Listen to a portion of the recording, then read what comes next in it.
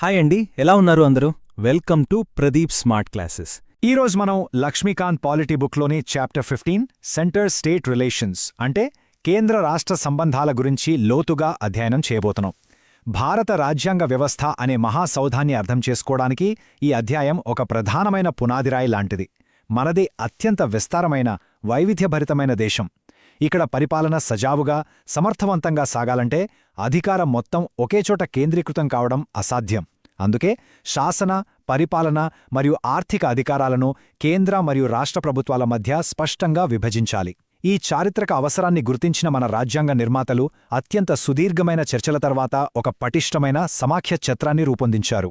UPSC, APPSC మరియు TSPSC వంటి అత్యున్నత స్థాయి పోటీ పరీక్షల కోణంలో చూస్తే ఈ అధ్యాయం ప్రాముఖ్యత అపారమైనది. ప్రిలిమ్స్లో డైరెక్ట్ ఆర్టికల్స్ పైన, మెయిన్స్లో విశ్లేషణాత్మక ప్రశ్నల రూపంలో దీని నుండి ప్రశ్నలు ఖచ్చితంగా వస్తాయి.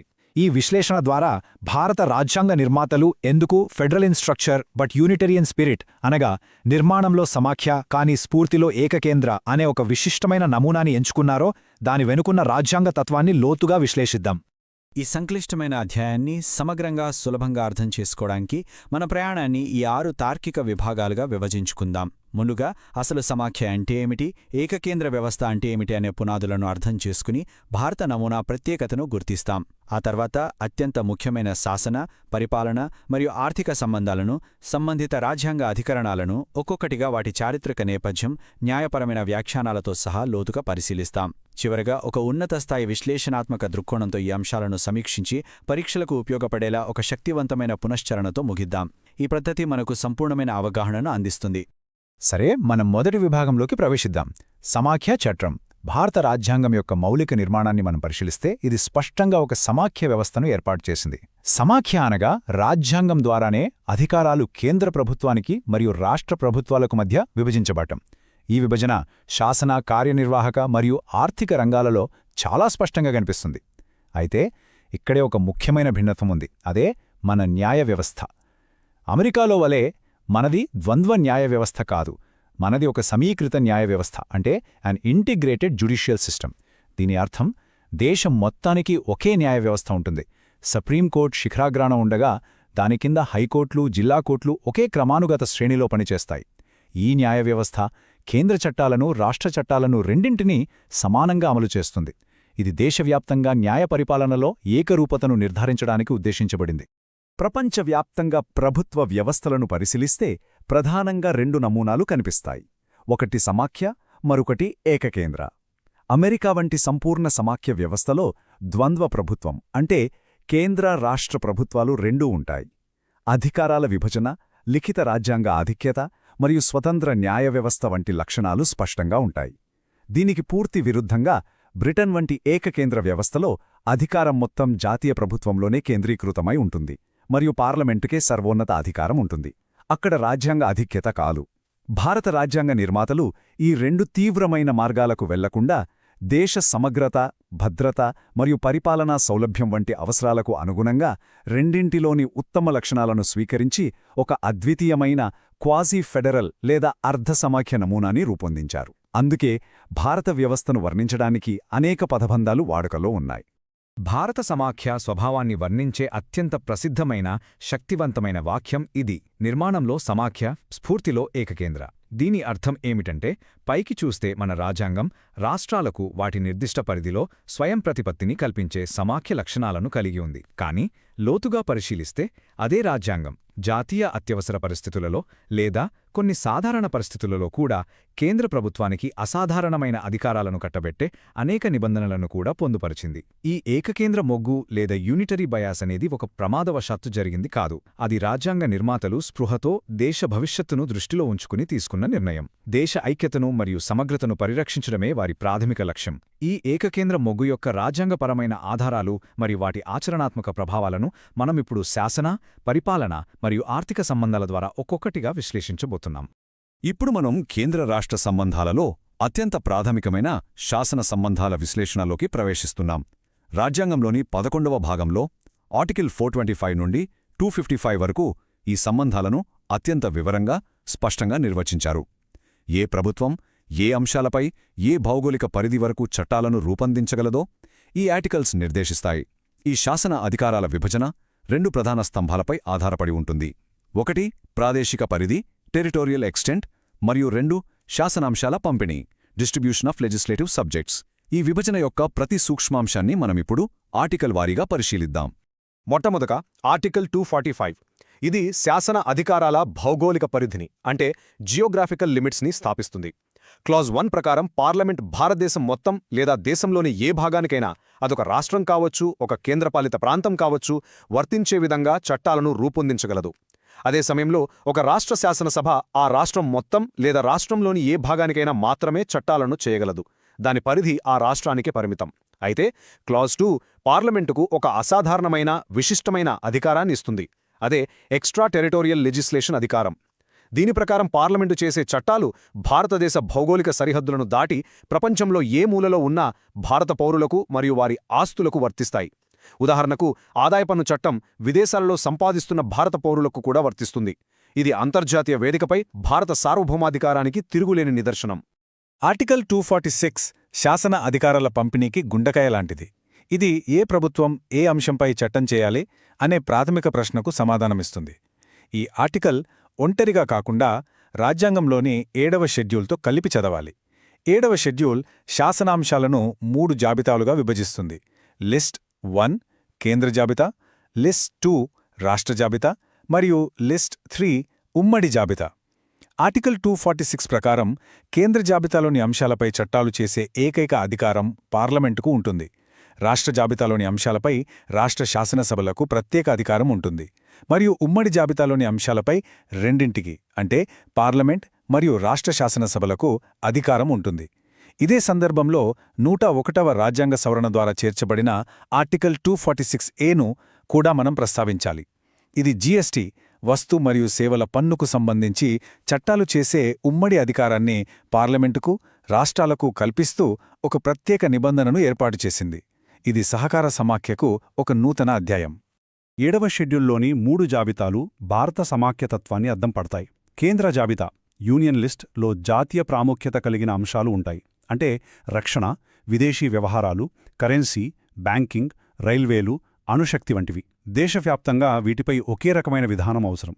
కాబట్టి పార్లమెంటుకు మాత్రమే సంపూర్ణ అధికారం ఉంటుంది. ఇక రాష్ట్ర జాబితా స్టేట్ లిస్ట్లో స్థానిక మరియు ప్రాంతీయ ప్రాముఖ్యత కలిగిన అంశాలు ఉంటాయి. ఉదాహరణకు ప్రజాభద్రత, పోలీస్, ప్రజారోగ్యం, వ్యవసాయం, స్థానిక స్వపరిపాలన వంటివి. వీటిపై సాధారణ పరిస్థితులలో రాష్ట్రాలకే పూర్తి స్వయం ప్రతిపత్తి ఉంటుంది. 3వది ఉమ్మడి జాబితా కాంకరెంట్ లిస్ట్. ఇందులో దేశవ్యాప్తంగా ఏకరూపత అవసరం, కానీ స్థానిక పరిస్థితులకు అనుగుణంగా మార్పులు చేసుకునే వెసులుబాటు కూడా ఉండాల్సిన అంశాలు ఉంటాయి. ఉదాహరణకు క్రిమినల్ చట్టం, వివాహం, విడాకులు, విద్య, అడవులు. వీటిపై కేంద్రం, రాష్ట్రాలు 2 చట్టాలు చేయవచ్చు. ఇక్కడ అత్యంత బలంగా గుర్తుంచుకోవాల్సిన విషయం 1976 నాటి 42వ రాజ్యాంగ సవరణ. ఈ సవరణ ద్వారా 5 కీలక అంశాలను విద్య, అడవులు, వన్యప్రాణుల సంరక్షణ, తూనికలు మరియు కొలతలు, న్యాయ పరిపాలన రాష్ట్ర జాబితా నుండి ఉమ్మడి జాబితాకు మార్చారు. ఇది సమాఖ్య సమతుల్యతను కేంద్రం వైపు గణనీయంగా మార్చిన ఒక చారిత్రాత్మక సంఘటన. రాజ్యాంగ నిర్మాతలు ఎంత దూరదృష్టితో జాబితాలను రూపొందించినప్పటికీ భవిష్యత్తులో సైబర్ క్రైమ్, స్పేస్ టెక్నాలజీ వంటి కొత్త శాసనాంశాలు పుట్టుకురావచ్చని వారు ఊహించారు. ఒకవేళ ఏదైనా అంశం ఈ 3 జాబితాలలో దేనిలోనూ పేర్కొనబడకపోతే దానిపై చట్టం చేసే అధికారం ఎవరికుంటుంది? దీనికి సమాధానమే ఆర్టికల్ 248లోని అవశిష్ట అధికారాలు, రెసిడ్యువరీ పవర్స్. భారత రాజ్యాంగం కెనడా రాజ్యాంగం నుండి ప్రేరణ పొంది ఈ అవశిష్ట అధికారాలను పూర్తిగా పార్లమెంటుకు అప్పడించింది.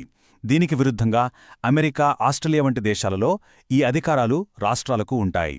భారతదేశంలో కేంద్రానికి అధికారాలు ఇవ్వడం మన రాజ్యాంగం యొక్క బలమైన ఏకకేంద్ర స్వభావానికి మరొక తిరుగులేని ఉదాహరణ.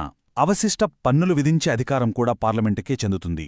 ఇదే స్ఫూర్తితో ఆర్టికల్ 247 కూడా కేంద్ర జాబితాలోని అంశాల మెరుగైన పరిపాలన కోసం అవసరమైతే అదనపు కోర్టులను ఏర్పాటు చేసే అధికారాన్ని పార్లమెంటుకు ఇస్తుంది. కేంద్ర మరియు రాష్ట్ర చట్టాల మధ్య వైరుధ్యం తలెత్తితే పరిస్థితి ఏంటి? ఇక్కడే సమాఖ్య ఆధిక్యత సూత్రం, ప్రిన్సిపల్ ఆఫ్ ఫెడరల్ సుప్రమసీ అమలులోకి వస్తోంది. ఆర్టికల్ 254 ప్రత్యేకంగా ఉమ్మడి జాబితాలోని ఒక అంశంపై పార్లమెంట్ చేసిన చట్టానికి, రాష్ట్ర శాసనసభ చేసిన చట్టానికి మధ్య వైరుధ్యం లేదా రిపగ్నెన్సీ ఉంటే పార్లమెంట్ చేసిన చట్టమే చెల్లుబాటవుతుందని స్పష్టంగా చెప్తోంది. రాష్ట్ర చట్టం ఆ వైరుధ్యమున్నంత వరకు చెల్లదు. సుప్రీంకోర్టు హోచెస్ట్ ఫార్మస్యూటికల్స్ కేసులో ఈ సూత్రాన్ని సమర్థించింది. అయితే దీనికొక మినహాయింపుంది. రాష్ట్రపతి ఆమోదం కోసం రిజర్వ్ చేసి ఆయన ఆమోదం పొందిన రాష్ట్ర చట్టం కేంద్ర చట్టంతో వైరుధ్యం ఉన్నప్పటికీ ఆ రాష్ట్రంలో చెల్లుతుంది. కాని పార్లమెంట్ భవిష్యత్తులో అదే అంశంపై మరో చట్టం చేసి ఆ రాష్ట్ర చట్టాన్ని అధిగమించే అధికారాన్ని కలిగి ఉంటుంది. ఇదే విధంగా ఆర్టికల్ 251, ఆర్టికల్ 249 మరియు 250 కింద పార్లమెంట్ చేసిన చట్టానికి రాష్ట్ర చట్టానికి మధ్య వైరుధ్యం వస్తే పార్లమెంట్ చట్టానికే ఆధిక్యత ఉంటుందని నిర్దేశిస్తోంది. అంతిమంగా ఆధిక్యత కేంద్రానిదే. సాధారణ పరిస్థితులలో రాష్ట్ర జాబితా అనేది రాష్ట్రాల ప్రత్యేక హక్కు అని, వారి స్వయం ప్రతిపత్తికి చిహ్నమని మనం చెప్పుకున్నాం. ఇది సమాఖ్య సూత్రానికి పునాది. కాని మన రాజ్యాంగం ఈ సూత్రానికి 5 అసాధారణమైన మినహాయింపులను కల్పించింది. ఈ 5 ప్రత్యేక పరిస్థితులలో సమాఖ్య సమతుల్యత కేంద్రం వైపు మొగ్గి రాష్ట్ర జాబితాలోని అంశాలపై కూడా చట్టాలు చేసే అధికారాన్ని పార్లమెంటుకు లభిస్తుంది. ఈ నిబంధనలు తరచుగా చర్చనీయాంశమవుతాయి మరియు భారత సమాఖ్య యొక్క సౌలభ్య స్వభావాన్ని, ఫ్లెక్సిబిలిటీ మరియు ఏకకేంద్ర మొగ్గును ప్రదర్శిస్తాయి. ఆ 5 పరిస్థితులు ఏమిటో ఇప్పుడు వివరంగా పరిశీలిద్దాం. మొదటి మరియు అత్యంత విశిష్టమైన పరిస్థితి ఆర్టికల్ 249. దీని ప్రకారం రాజ్యసభ జాతీయ ప్రయోజనాల దృష్ట్యా రాష్ట్ర జాబితాలోని ఒక అంశంపై పార్లమెంట్ చట్టం చేయడం అవసరమని ఒక తీర్మానాన్ని ఆమోదిస్తే పార్లమెంట్ అంశంపై చట్టం చేయవచ్చు. ఇది సాధారణ మెజారిటీతో కాదు, సభలో హాజరై ఓటు వేసిన సభ్యులలో కనీసం 3/2 ప్రత్యేక మెజారిటీతో ఆమోదం పొందాలి. ఇలా చేసిన చట్టం 1 సంవత్సరం పాటు అమల్లో ఉంటుంది మరియు ఇదే పద్ధతిలో దాన్ని ఎన్నిసార్లైనా ఒక్కో సంవత్సరం చొప్పున పునరుద్ధరించవచ్చు. రాజ్యాంగబద్ధంగా రాజ్యసభ అనేది రాష్ట్రాల మండలి, కౌన్సిల్ ఆఫ్ స్టేట్స్. కాబట్టి రాష్ట్రాల అధికార పరిధిలోకి కేంద్రం ప్రవేశించడానికి రాష్ట్రాల ప్రతినిధుల సమ్మతిని తీసుకునే ఒక రాజ్యాంగబద్ధమైన యంత్రాంగంగా దీనిని పరిగణిస్తారు. ఇది సహకార సమాఖ్యకు ఉదాహరణగా కనిపించినప్పటికీ ఆచరణలో కేంద్ర ప్రభుత్వానికి రాష్ట్రాల వ్యవహారాలలో జోక్యం చేసుకునే అవకాశాన్ని కల్పిస్తుంది. మిగిలిన 4 అసాధారణ పరిస్థితులను ఇప్పుడు చూద్దాం. రెండవది ఆర్టికల్ 250 ప్రకారం ఆర్టికల్ 352 కింద జాతీయ అత్యవసర పరిస్థితి, నేషనల్ ఎమర్జెన్సీ ప్రకటించినప్పుడు రాష్ట్ర జాబితాలోని ఏ అంశంపైనైనా చట్టం చేసే అధికారం పార్లమెంటుకు లభిస్తుంది. దేశ భద్రత మరియు సమగ్రతా దృష్ట్యా ఇది అవసరమైన నిబంధన. మూడవది ఆర్టికల్ 252. దీని ప్రకారం 2 లేదా అంతకంటే ఎక్కువ రాష్ట్రాల శాసనసభలు ఒక ఉమ్మడి అంశంపై పార్లమెంటే తమ కోసం చట్టం చేయాలని తీర్మానం చేస్తే పార్లమెంట్ ఆ చట్టాన్ని చేయగలదు. ఈ చట్టం కేవలం ఆ కోరిన రాష్ట్రాలకు మాత్రమే వర్తిస్తుంది, ఇతరులు కూడా తీర్మానం చేస్తే వారికి వర్తిస్తుంది. ఇది రాష్ట్రాల స్వచ్ఛంద అభ్యర్థనపై ఆధారపడి ఉంటుంది. నాలుగవది ఆర్టికల్ 253. దీని ప్రకారం అంతర్జాతీయ ఒప్పందాలు, ఒడంబడికలు లేదా సమావేశాల నిర్ణయాలను అమలు చేయడానికి పార్లమెంట్ రాష్ట్ర జాబితాలోని ఏ అంశంపైనైనా చట్టం చేయవచ్చు. ఐదవది ఆర్టికల్ 356 కింద ఒక రాష్ట్రంలో రాష్ట్రపతి పాలన విధించినప్పుడు ఆ రాష్ట్ర శాసనసభ అధికారాలను పార్లమెంటే నిర్వహిస్తుంది. కాబట్టి ఆ రాష్ట్రం కోసం రాష్ట్ర జాబితాలోని అంశాలపై పార్లమెంట్ చట్టాలను రూపొందించగలదు. చివరగా ఆర్టికల్ 255 ఒక ప్రక్రియాపరమైన అంశం. కొన్ని బిల్లులకు రాష్ట్రపతి లేదా గవర్నర్ ముందస్తు సిఫార్సు అవసరం. ఒకవేళ ఆ సిఫార్సు లేకుండానే బిల్లు పాసైనా ఆ తర్వాత వారు ఆమోదిస్తే ఆ చట్టం చెల్లుబాటవుతుంది. చట్టాలు చేయడం ఒక ఎత్తైతే వాటిని క్షేత్రస్థాయిలో అమలు చేయడం మరో ఎత్తు. ఇప్పుడు మనం కేంద్ర రాష్ట్రాల మధ్య పరిపాలన లేదా కార్యనిర్వాహక సంబంధాలను విశ్లేషిద్దాం. రాజ్యాంగంలోని 11వ భాగంలోనే ఆర్టికల్ 256 నుండి 263 వరకు ఈ సంబంధాల గురించి వివరంగా పొందుపర్చారు. ఇక్కడే కేంద్రం యొక్క నియంత్రణ మరియు ఆధిపత్యం మరింత స్పష్టంగా కనిపిస్తుంది. పరిపాలనలో ఎటువంటి గందరగోళం లేకుండా కేంద్ర చట్టాలు దేశవ్యాప్తంగా సమర్థవంతంగా అమలు కావడానికి అవసరమైన యంత్రాంగాలను ఈ ఆర్టికల్స్ ఏర్పాటు చేస్తాయి. ఈ విభాగంలో మనం కార్యనిర్వాహక అధికారాల పంపిణీ, రాష్ట్రాలపై కేంద్రం యొక్క నిర్దేశక అధికారాలు, డైరెక్టివ్ పవర్స్ మరియు కేంద్ర రాష్ట్రాల మధ్య సహకారాన్ని పెంపొందించే యంత్రాంగాల గురించి లోతుగా చర్చిస్తాం. సాధారణంగా కార్యనిర్వాహక అధికారాల విభజన శాసనాధికారాల విభజనను అద్దం పడుతుంది. అంటే కేంద్ర జాబితాలోని అంశాలపై కార్యనిర్వాహక అధికారం, అంటే వాటిని అమలు చేసే అధికారం కేంద్ర ప్రభుత్వానికే ఉంటుంది. అదేవిధంగా రాష్ట్ర జాబితాలోని అంశాలపై కార్యనిర్వాహక అధికారం ఆయా రాష్ట్ర ప్రభుత్వాలకే ఉంటుంది. అయితే ఉమ్మడి జాబితా విషయానికొస్తే ఒక ముఖ్యమైన సూక్ష్మ భేదం ఉంది. ఉమ్మడి జాబితాలోని అంశాలపై శాసనాధికారం కేంద్ర, రాష్ట్రాలు రెండింటికీ ఉన్నప్పటికీ కార్యనిర్వాహక అధికారం మాత్రం రాజ్యాంగం లేదా పార్లమెంట్ చట్టం ప్రత్యేకంగా నిర్దేశిస్తే తప్ప సాధారణంగా రాష్ట్రాలకే చెందుతుంది. దీని అర్థం కేంద్రం ఉమ్మడి జాబితాలో ఒక చట్టం చేసినా దానిని అమలు చేసే బాధ్యత సాధారణంగా రాష్ట్ర ప్రభుత్వాలదే. ఇది రాష్ట్రాల పరిపాలనా స్వయం ప్రతిపత్తిని గౌరవించే ఒక సమాఖ్య సూత్రం. ఇక్కడే పరిపాలనా సంబంధాలలో కేంద్రం యొక్క ఆధిపత్యం స్పష్టంగా ప్రస్ఫుటమవుతుంది.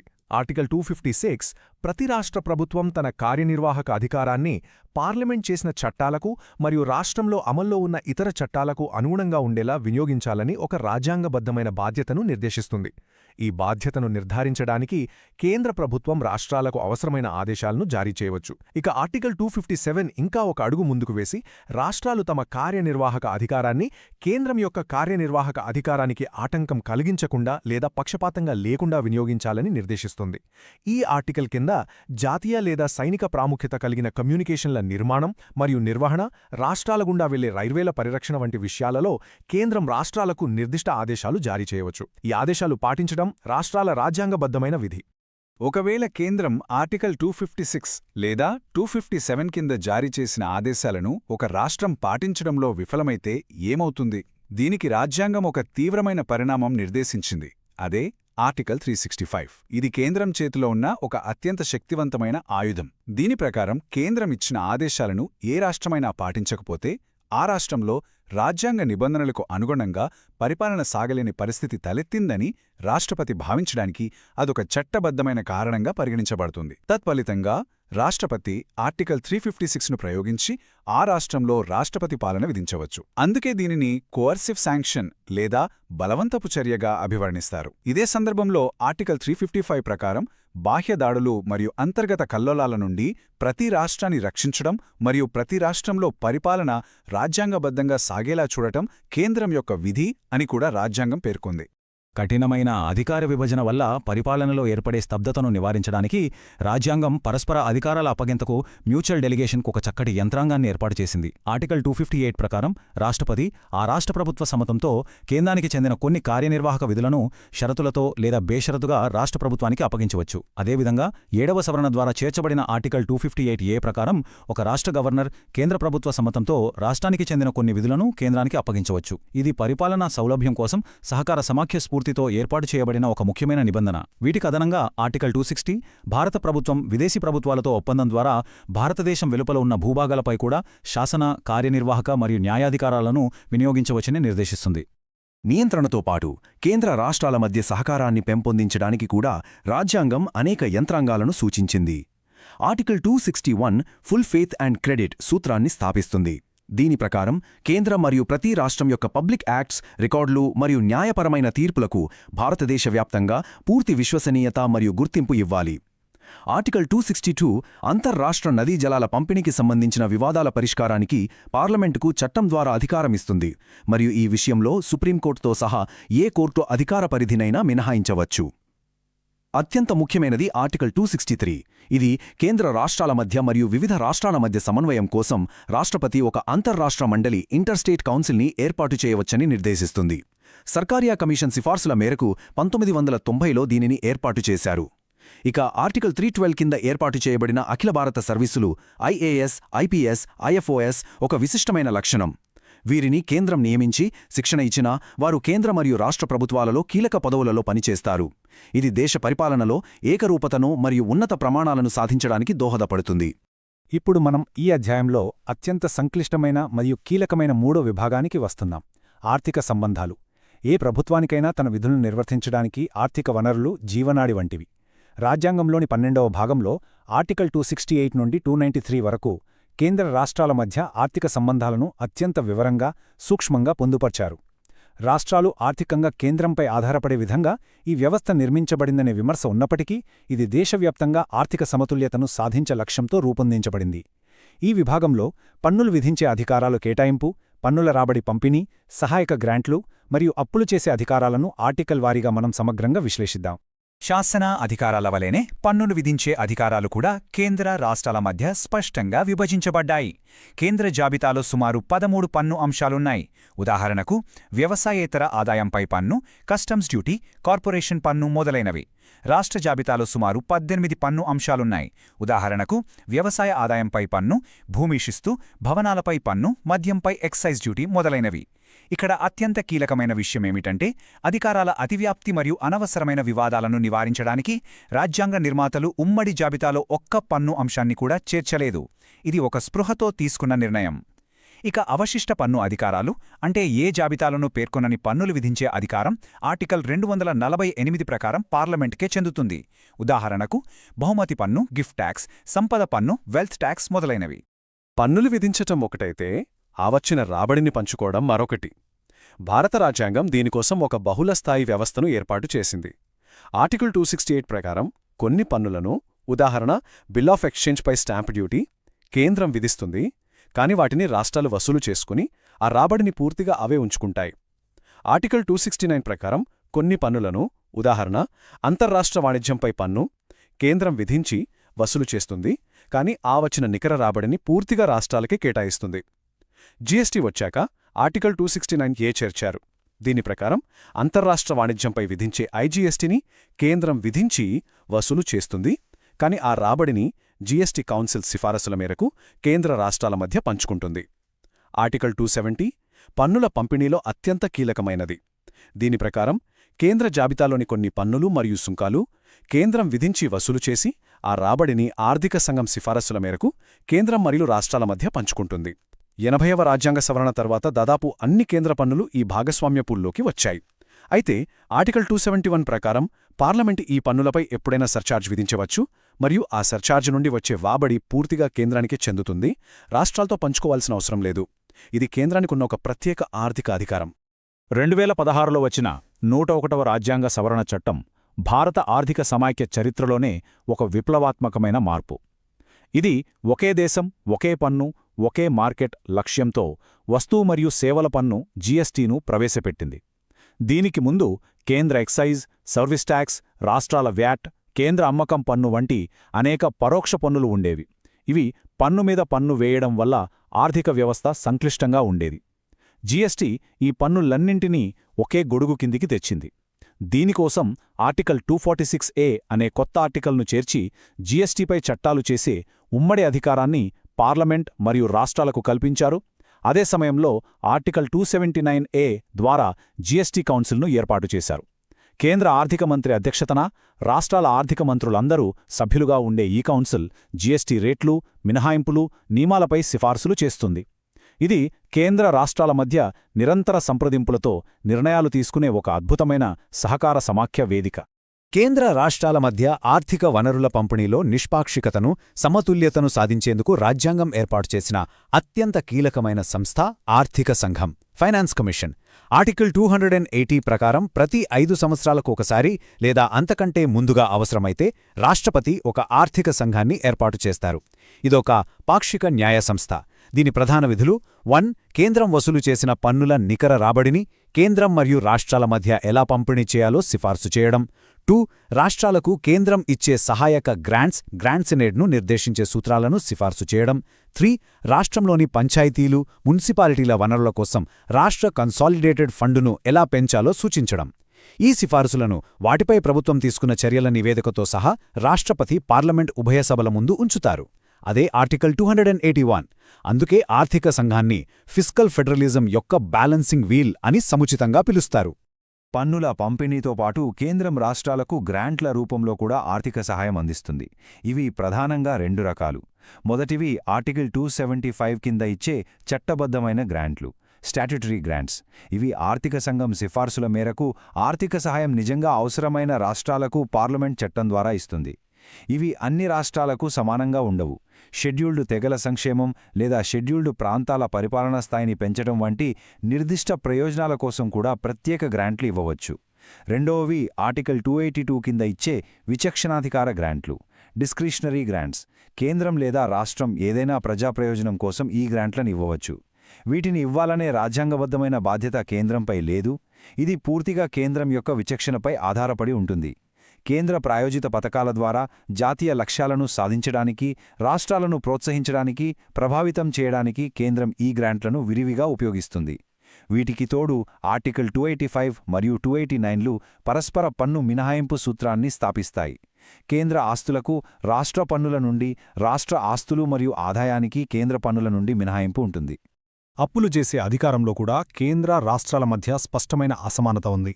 ఆర్టికల్ 292 ప్రకారం కేంద్ర ప్రభుత్వం భారత కన్సాలిడేటెడ్ ఫండ్ హామీపై పార్లమెంటు నిర్దేశించిన పరిమితులకు లోబడి భారతదేశంలో గాని లేదా విదేశాలలో గాని అప్పులు చేయవచ్చు.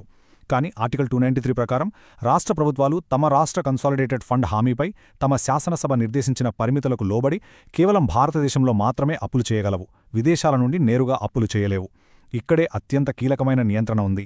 ఆర్టికల్ 293 క్లాస్ 3 ప్రకారం ఒక రాష్ట్రం కేంద్రానికి ఏదైనా పాత అప్పు బాకీ ఉంటే లేదా కేంద్రం హామీ ఇచ్చిన అప్పు బాకీ ఉంటే ఆ రాష్ట్రం కేంద్ర ప్రభుత్వ అనుమతి లేకుండా కొత్తగా ఎటువంటి అప్పును సమీకరించలేదు. వాస్తవానికి దాదాపు అన్ని రాష్ట్రాలు కేంద్రానికి ఏదో ఒక రూపంలో బాకీ ఉంటాయి కాబట్టి ఆచరణలో రాష్ట్రాల అప్పులు సమీకరించే అధికారంపై కేంద్రానికి సంపూర్ణ నియంత్రణ ఉంటుంది. ఇది కేంద్రం యొక్క ఆర్థిక ఆధిపత్యాన్ని నిస్సందేహంగా స్థాపిస్తుంది. మనమిప్పటివరకు శాసన, పరిపాలన మరియు ఆర్థిక సంబంధాలలోని రాజ్యాంగ నిబంధనలను ఆర్టికల్ వారీగా వివరంగా పరిశీలించాం. ఇప్పుడు ఈ విశ్లేషణను ఒక ఉన్నత స్థాయికి తీసుకువెళ్లి భారత సమాఖ్య యొక్క డైనామిక్స్ను, దాని ఆచరణాత్మక పనితీరును అర్థం చేసుకునే ప్రయత్నం చేద్దాం. రాజ్యాంగంలోని అక్షరాలను దాటి వాటి వెనుక ఉన్న స్ఫూర్తిని, వాస్తవ రాజకీయాలలో అవి ఎలా పనిచేస్తున్నాయో చూద్దాం. ఈ విభాగంలో మనం భారత నమూనాని ఇతర ప్రధాన సమాఖ్య దేశాలతో పోల్చడం, భారత సమాఖ్యను నిర్వచించే కొన్ని ముఖ్యమైన సిద్ధాంతాలను మరియు సుప్రీంకోర్టు యొక్క చారిత్రాత్మక తీర్పులు సమాఖ్య స్వరూపాన్ని ఎలా తీర్చిదిద్దాయో చర్చిస్తాం. భారత సమాఖ్య యొక్క ప్రత్యేకతను అర్థం చేసుకోవడానికి దానిని అమెరికా మరియు కెనడా సమాఖ్యలతో పోల్చడం చాలా ఉపయోగకరం. అమెరికా సమాఖ్య కమింగ్ టుగెదర్ ఫెడరేషన్ అనగా గతంలో స్వతంత్రంగా ఉన్న రాష్ట్రాలు కలిసి ఒక ఒప్పందం ద్వారా దేశంగా ఏర్పడ్డాయి. అందుకే అక్కడ రాష్ట్రాలకు ఎక్కువ అధికారాలు ఉంటాయి.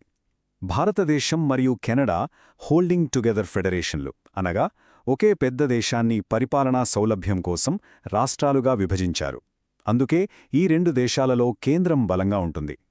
అవశిష్ట అధికారాలు భారతదేశం మరియు కెనడాలో కేంద్రానికి ఉంటే అమెరికాలో రాష్ట్రాలకు ఉన్నాయి. న్యాయ వ్యవస్థ భారతదేశం మరియు కెనడాలో సమీకృతంగా ఉంటే అమెరికాలో కేంద్ర, రాష్ట్ర చట్టాలకు వేర్వేరు కోర్టులతో కూడిన ద్వంద్వ న్యాయ వ్యవస్థ ఉంది. గవర్నర్లను భారతదేశం మరియు కెనడాలో కేంద్రం నియమిస్తే అమెరికాలో రాష్ట్ర ప్రజలే నేరుగా ఎన్నుకుంటారు. ఈ ప్రాథమిక తేడాలు భారత రాజ్యాంగ నిర్మాతలు ఎందుకు బలమైన కేంద్రంతో కూడిన సమాఖ్య వ్యవస్థను ఎంచుకున్నారో స్పష్టం చేస్తాయి. భారత సమాఖ్య పనితీరును కొన్ని సిద్ధాంతాలు మరియు సుప్రీంకోర్టు తీర్పుల ద్వారా లోతుగా అర్థం చేసుకోవచ్చు. సమాఖ్యాధిపత్య సూత్రం ప్రకారం వైరుధ్యం ఏర్పడినప్పుడు కేంద్ర చట్టమే చెల్లుతుంది. సహకార సమాఖ్య అంటే కేంద్రం, రాష్ట్రాలు పరస్పర సహకారంతో, సమన్వయంతో పనిచేయడం. జీఎస్టీ కౌన్సిల్, అంతర్రాష్ట్ర మండలి దీనికి ఉత్తమ ఉదాహరణలు. పోటీ సమాఖ్య అంటే రాష్ట్రాలు పెట్టుబడుల కోసం, నిధుల కోసం మరియు అభివృద్ధి సూచికలలో ఒకదానితో ఒకటి ఆరోగ్యకరంగా పోటీపడటం. ఇది దేశ మొత్తం అభివృద్ధిని ప్రోత్సహిస్తుంది. ఇక అత్యంత కీలకమైనది S R Bommai versus union of India 1994 case. ఈ చారిత్రాత్మక తీర్పులో సుప్రీంకోర్టు సమాఖ్య అనేది రాజ్యాంగం యొక్క మౌలిక స్వరూపం అని విస్పష్టంగా ప్రకటించింది. దీని అర్థం పార్లమెంట్ తన సవరణ అధికారాలను ఉపయోగించి కూడా ఈ సమాఖ్య సూత్రాన్ని మార్చలేదు లేదా నాశనం చేయలేదు. ఈ తీర్పు ద్వారా సమాఖ్య సూత్రానికి రాజ్యాంగబద్ధమైన అత్యున్నత రక్షణ లభించింది మరియు ఆర్టికల్ 356 యొక్క దుర్వినియోగానికి అడ్డుకట్ట వేసింది. ఈ సుదీర్ఘమైన మరియు లోతైన విశ్లేషణ తర్వాత మనం నేర్చుకున్న అత్యంత ముఖ్యమైన అంశాలను, రాజ్యాంగ నిబంధనలను మరియు న్యాయపరమైన సిద్ధాంతాలను ఒకసారి శక్తివంతంగా పునశ్చరణ చేసుకుందాం. పోటీ పరీక్షల కోసం రివిజన్ చేసుకోవడానికి మరియు ఈ సంక్లిష్టమైన అధ్యాయంపై స్థిరమైన అవగాహనను ఏర్పరచుకోవడానికి ఇది అత్యంత ఉపయోగకరంగా ఉంటుంది. ప్రతి సంబంధంలోని కీలకమైన సూత్రాలను మరియు వాటి వెనుక ఉన్న తత్వాన్ని మనమిప్పుడు క్రోడీకరించుకుందాం. శాసన సంబంధాల యొక్క సారాంశం. అధికార విభజన ఉన్నప్పటికీ ఆధిక్యత కేంద్రానిదే. ఆర్టికల్ 245 మరియు 246 7వ షెడ్యూల్లోని 3 జాబితాల ద్వారా శాసన అధికారాలను స్పష్టంగా విభజిస్తాయి. ఇది సమాఖ్య సూత్రానికి పునాది. కాని అనేక నిబంధనలు ఈ సమతుల్యతను కేంద్రం వైపు మొగ్గేలా చేస్తాయి. ఆర్టికల్ 248 ప్రకారం అవశిష్ట అధికారాలు పూర్తిగా పార్లమెంటుకే చెందుతాయి. ఆర్టికల్ 254 ప్రకారం కేంద్ర మరియు రాష్ట్ర చట్టాల మధ్య వైరుధ్యం వస్తే కేంద్ర చట్టానికి ఆధిక్యత. అన్నిటికంటే ముఖ్యంగా జాతీయ ప్రయోజనాలు ఆర్టికల్ 249, జాతీయ అత్యవసర పరిస్థితి ఆర్టికల్ 250, రాష్ట్రాల అభ్యర్థన ఆర్టికల్ 252 మరియు అంతర్జాతీయ ఒప్పందాలు ఆర్టికల్ 253 వంటి 5 అసాధారణ పరిస్థితులలో పార్లమెంట్ రాష్ట్ర జాబితాలో కూడా చట్టాలు చేయగలదు. ఇది భారత సమాఖ్య యొక్క సౌలభ్య స్వభావాన్ని మరియు కేంద్ర ఆధారిత నిర్మాణాన్ని స్పష్టం చేస్తుంది. పరిపాలనా సంబంధాల యొక్క ముఖ్యాంశం. కేంద్రం యొక్క నిర్దేశక మరియు నియంత్రణ అధికారం. కార్యనిర్వాహక అధికారం సాధారణంగా శాసన అధికారాన్ని అనుసరిస్తున్నప్పటికీ కేంద్రం రాష్ట్రాలపై గణనీయమైన నియంత్రణను కలిగి ఉంటుంది. దీనికి ప్రధాన సాధనాలు ఆర్టికల్ 256 మరియు 257 కింద జారీ చేసే ఆదేశాలు. ఇవి కేవలం సలహాలు కావు, రాష్ట్రాలు ఖచ్చితంగా పాటించాల్సిన రాజ్యాంగబద్ధమైన ఆదేశాలు. ఈ ఆదేశాలను పాటించకపోతే ఆర్టికల్ 365 ప్రకారం రాష్ట్రపతి పాలన విధించేంతటి తీవ్రమైన పరిణామాలుంటాయి. ఇది కేంద్రం చేతిలో ఉన్న ఒక బలవంతమైన ఆయుధం. దీనికి తోడు అఖిల భారత సర్వీసులు, గవర్నర్ పదవి వంటివి పరిపాలనలో కేంద్రం యొక్క పర్యవేక్షణకు మరియు సమన్వయానికి దోహదపడతాయి. అయితే అంతర్రాష్ట్ర మండలి వంటి సహకార యంత్రాంగాలు కూడా ఉన్నాయి. చివరగా ఆర్థిక సంబంధాల యొక్క ప్రధాన ఇతివృత్తం రాష్ట్రాల ఆర్థిక పరాధీనత మరియు కేంద్రం యొక్క ఆధిపత్యం. పన్నులు విధించే అధికారాలు స్పష్టంగా విభజించబడినప్పటికీ ఎక్కువ రాబడినిచ్చే పన్నులు కేంద్ర జాబితాలో ఉన్నాయి. అవశిష్ట పన్ను అధికారం కూడా కేంద్రానిదే. దీనివల్ల రాష్ట్రాలు తమ అవసరాలకు నిధుల కోసం కేంద్రంపై ఆధారపడతాయి.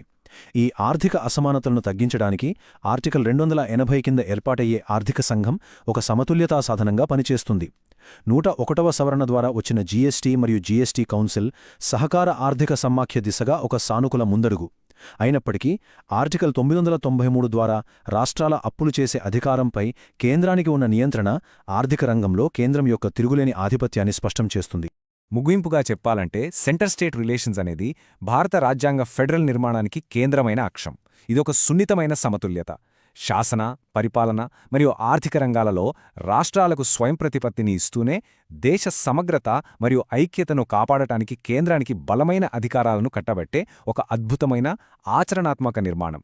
ఈ అధ్యాయంలోని ఆర్టికల్స్, వాటి వెనుక ఉన్న తత్వం మరియు వాటి ఆచరణాత్మక ప్రభావం పూర్తిగా అర్థమైతే మనం భారత రాజ్యాంగ వ్యవస్థ యొక్క ఆత్మను అర్థం చేసుకున్నట్టే.